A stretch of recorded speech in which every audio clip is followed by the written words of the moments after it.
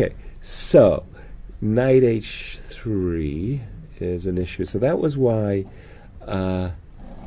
the optical illusion of the wide-angle lens. The producers has been watching the show. I was afraid Macaulay fell asleep there, but he took on f4. Not even with the great sophistication that we have been showing ourselves. But actually, I think it's a very human decision to take on f4 because sooner or later you have to. Yes. Yeah, I was just trying to finesse a tempo somehow in the position where I could get my rook to g1 and recapture on g2. But we've been looking at bishop takes f4, e takes f4, and not been that but happy. he has to take on g2. I think after f3 it's gone for white. It's gone.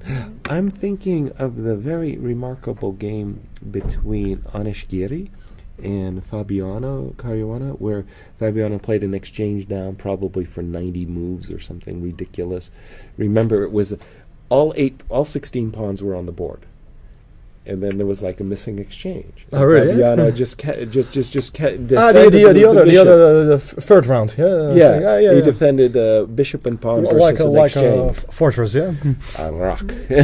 Solid as a rock. So you're of the opinion king takes g2 is forced because otherwise he took on he had to take on g2. F3 was tossed out rather quickly, and king f1. But this is where you came up with a remarkably nice idea, by the way. Seriously, Robert, that's cool. I think for sure Magnus will not take on a1.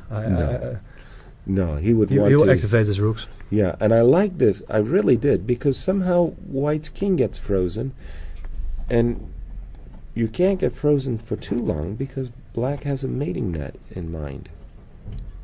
So this was a clear advantage for Magnus. So f3, rook f4. Any other nice moves? Yeah, you can perhaps even start with. Okay, I was thinking about bishop h6, but then you give white the time to save an exchange somehow. Try to use. I'm not sure how actually. Well, it's like you freeze the rooks. The rooks are connected to one another because you want to be able to recapture. White pieces are out of play. They can do anything. Exactly. So if you play knight c5, there's always a move like bishop c3. You can't escape any longer. Well, again, I really do like the move rook f4. Maybe there are even stronger moves in the position, but this one, if you convince yourself not to take the rook, you do it because of these reasons associated with checkmating the king. King e1, because otherwise I'm just getting mated with rook coming over. King e1, and then this move to stop me from stepping up to I think it's a really important move, rook d8. It's not an easy move to find over the board. But okay, if white can play king d2, then still it's very unpleasant. But he's struggling, but he has very good reasons for keeping the struggle alive. Yeah. Okay, so let's play something. Ooh, this really looks gross. But let me do it. Okay, so I just play bishop h6.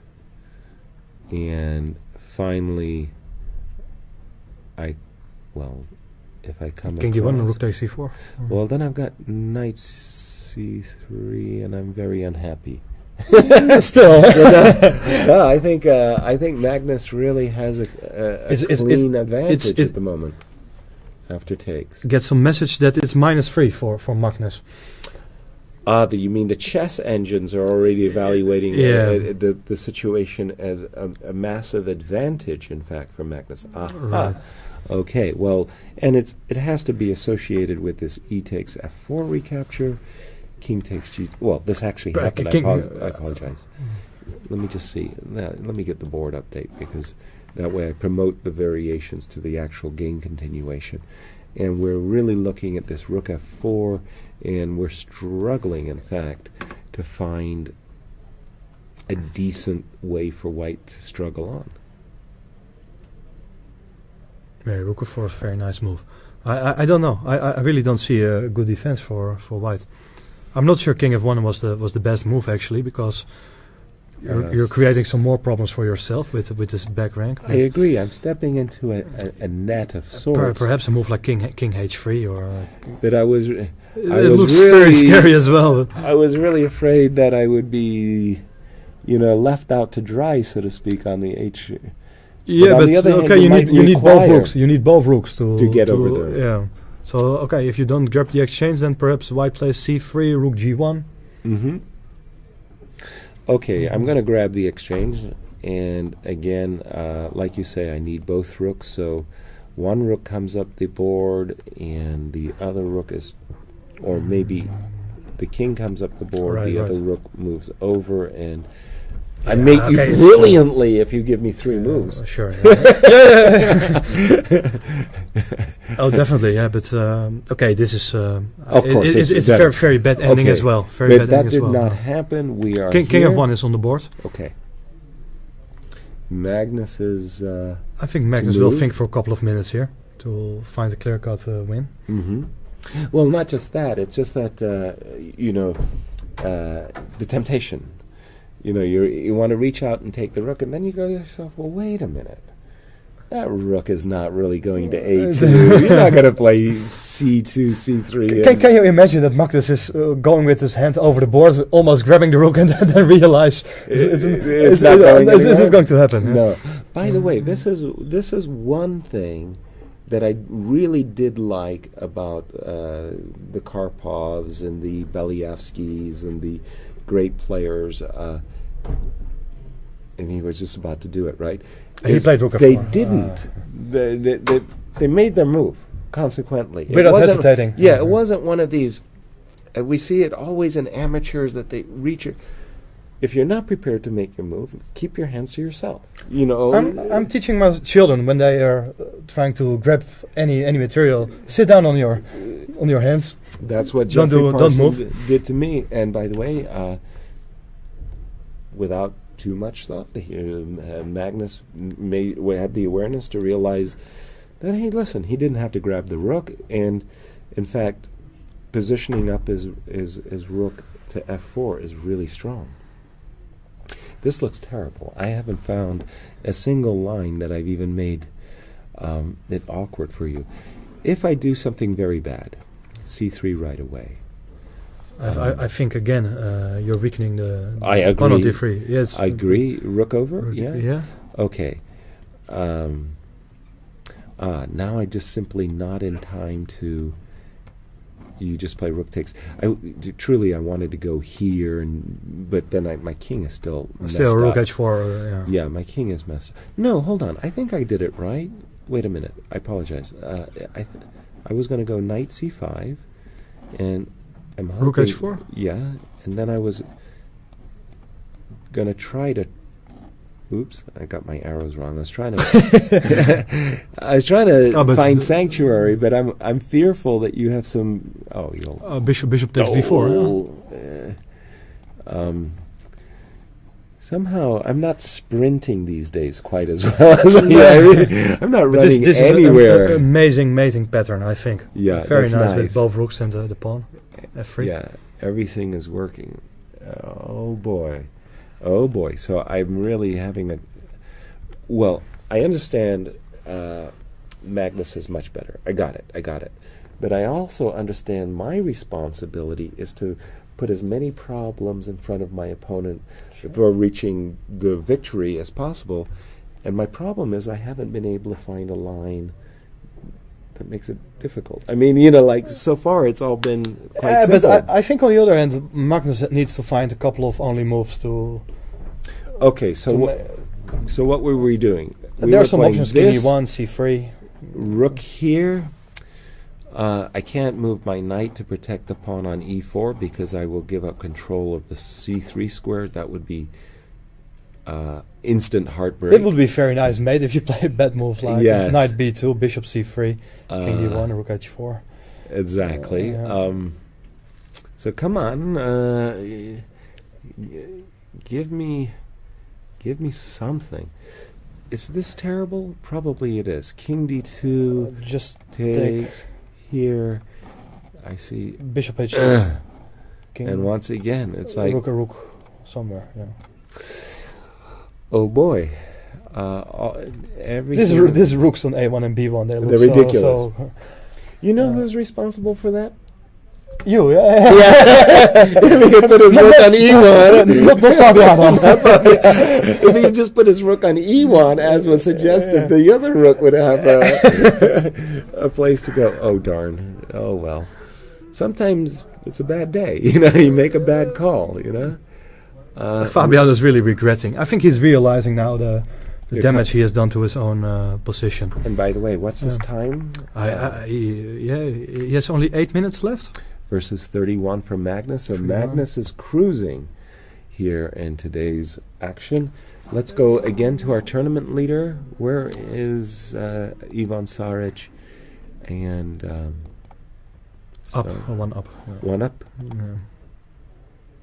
By the way, finally getting in D4. We thought that he missed something very, very juicy. Was it bishop takes d4 immediately? Or rook takes e4? Rook takes e4, and then this idea that you have suggested that the bishop is going to take and the rook is going to come over. Both rooks are joining the attack. Exactly.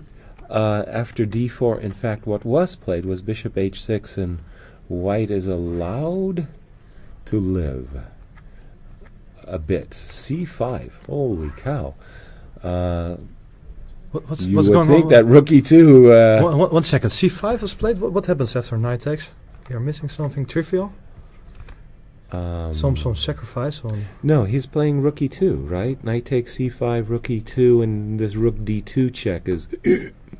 and with the knight on a4, you still have rook b2. So Precisely. That's the point. All right. So okay. c5 was played, king came up. Magnus is doing what I enjoy doing most, grabbing pawns. King came up to f3, rook went down to e2. Again, there's still this check in the position. There's this guy hanging and this guy hanging. Okay, so... Okay, but it's... Okay, he missed an easier win probably, but it's... still very, very good. It's really, really bad, yeah. All of these pawns. But where there's life, there's hope, right? I mean... You see the c-pawn in 3 moves on c7? No. But I don't see the king getting mated anymore. True, a while ago, it really looked like, can we go back? It's a pity. It's a pity, Magnus. He had a lot of time to... Because he really played a fantastic game, and this move bishop h6 really... it's off-putting. Again, the line that we were looking at, how did it even go? It probably we took, I think. Yes. And now maybe a move like knight c5. That's right. This is how we got the line that we were... And now we took on d4. And this is finally white's king is simply checkmated. So I think that this is the easy... Wow, it's kind of surprising. Well, it's very surprising, in fact, that he didn't do that. He went for this line, which is probably winning for him, but is not as convincing. And we do have the move rook f2, I believe. And Fabiano's down to his last half minute. They have not reached the time control. Not yet. On the verge Your of it. move 30, 39. 2 more moves to make. Well, in view of rook d2, and you have only one trump. What about rook b2 here, probably? Rook b2 is a definite candidate move, I suppose. I think this is not so easy, actually. This is not that... Well, did I have an alternative? I believe we have seen... No. Caruana played differently. He didn't play rook b2. What did he play c5? Rook d1 he played. Well, then he was probably better. Rook d1 was the move. With 2 seconds on the clock. Wow. we missed it on the screen. We're too obsessed with the position, yeah? Yes, indeed. I see 32 seconds. 32 seconds. He got his 30-second bonus, but with 2 seconds on the clock, he's made... rook e2 played. Rook d... One more move for Fabiano. Okay, he's got 32 seconds. So rook e3 is the threat here. Yes. He resigned. He resigned. Wow. Okay, you were just saying that, well, with rook b2, it would have been more difficult. Is that really... I'm not sure, but the pawns are a little weak, so there's